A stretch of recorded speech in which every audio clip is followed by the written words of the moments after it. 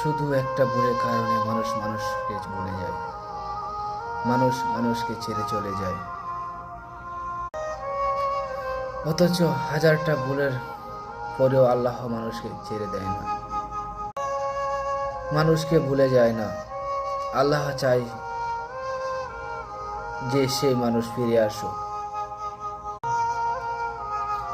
সে ব্যক্তি আমার কাছে অনুতপ্ত হোক, তওবা করুক।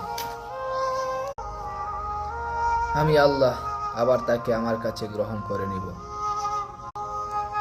যে মানুষ একটা ভুল সহ করতে পারে না, আর আল্লাহ সেই জায়গায় মানুষের হাজারটা ভুল ক্ষমা করে তাকে গ্রহণ করে নেয়। সিদ্ধান্ত আপনার।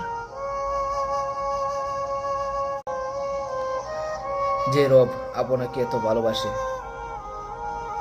সে রবের জন্য আপনার অন্তরে কতটুকু ভালোবাসা রাখতে হবে।